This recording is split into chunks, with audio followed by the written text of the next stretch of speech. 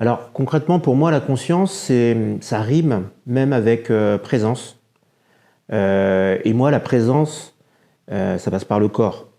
Donc c'est quand je reviens au corps. Si par exemple il y a des moments où je me sens pas conscient, ou je me sens pas aligné avec certaines choses, etc., je reviens au corps, dans la sensation, dans mes émotions, dans mon ressenti. Et cette présence, cet ancrage, cette présence dans mon corps me permet d'être conscient, d'être un homme conscient. Et j'ai envie de dire, en fait, ça aussi c'est quelque chose de très important pour moi en termes de valeur. Être un homme conscient, pour moi, c'est être un homme qui n'est pas dangereux.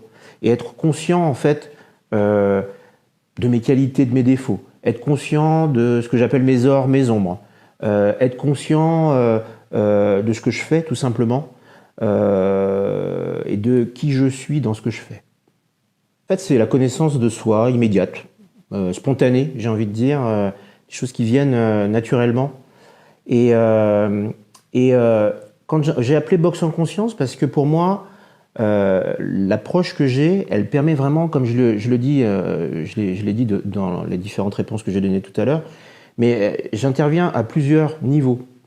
Et j'aime beaucoup, je reprends beaucoup l'approche en fait qui parle en fait d'extension de conscience, où on parle de l'inconscient, d'accord. Il y a le niveau de l'inconscient où là on est sur les croyances, un niveau où j'interviens justement en boxe en conscience.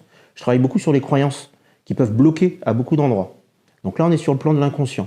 Après il y a le niveau conscient qui est plutôt ce que moi je vis dans mon esprit, dans mon mental là maintenant, des représentations que je peux avoir, des préjugés, ce genre de choses.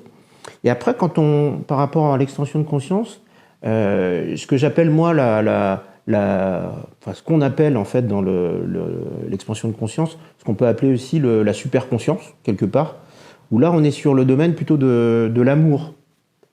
Et là déjà on est sur un autre niveau et qui va toucher justement l'être. Et alors quand on continue, et là c'est un grand clin d'œil pour vous, ce que j'appelle la supraconscience, c'est vraiment toucher l'âme.